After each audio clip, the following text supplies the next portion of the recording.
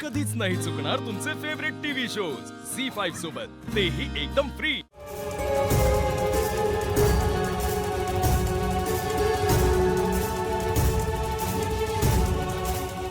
तिलोत्तम,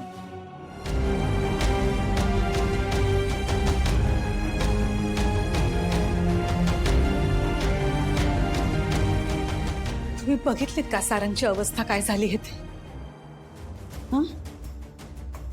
त्या लहानपणीच्या प्रसंगातून आत्ता कुठे सावरत होता माझा सारंग? पुन्हा खोळ घातलात ना तुम्ही? तुमच्या एका निर्णयामुळे त्याला जर का त्रास झाला तर बघा माझ्याची गाठ आहे। तिलोत्तमात सारंगला काहीही होणार नाही। करा ना, त्या मुलीला फोन करा, तिला सांगा माझ्या घरात परत यायचं नाही, पाऊल ठेवायचं नाही। हा करा, फोन करा तिला। मला ना माझं सारंग खूप महत्वाचं आहे, त्याला त्रास झालेला मला खपणार नाही। तिला सांगा घरी आपण दर महिन्याला पैसे पुरवूया, तिला हवे तेवढे आयुष्यभर, पण इथे यायचं नाही। सांगा फोन करून त्या पोरीला। तिलोत्तमा, त्या मुलीचं नाव सावली आहे। व्हॉटएव्हर, मी सावलीला फोन करणार नाही आणि तिच्याशी बोलणारही नाही।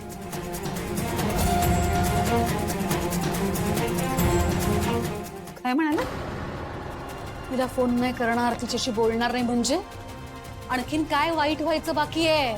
कसली वाट बघताय? करा फोन। आणखीन किती वेळा तेच तेच सांगू तुम्हाला? आणि मी तुला कितीदा सांगू की सावली सून आहे या घरची। ती या घरची सून नाहीये, मी हे मान्यच करत नाही आणि या जन्मात तरी ती होऊच शकणार नाही या घरची सून। करा ना तिला फोन, करा ना। तिलोत्तमा, मी सावलीला फोन लावणार नाही। मला माहितीये तुझा माणसांवरचा विश्वास उडालाय, पण माझा सावलीवर खूप विश्वास आहे। ती अशी मुलगी नाहीये। तू जरा सावलीच्या बाजूने विचार कर।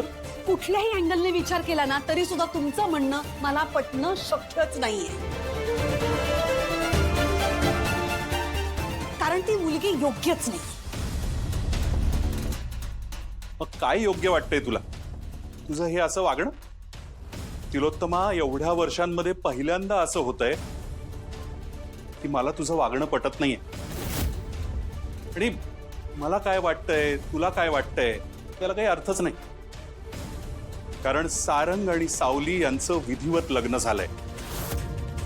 त्यामुळे सावली या घरची सून आहे, तिला या घरच्या सुनेचा मान आणि आदर मिळायलाच हवा। सगळे अधिकार मिळायला हवेत तिला या घरचे। झी5 ॲप डाउनलोड करा आणि पहा सर्व एपिसोड्स एकदम फ्री।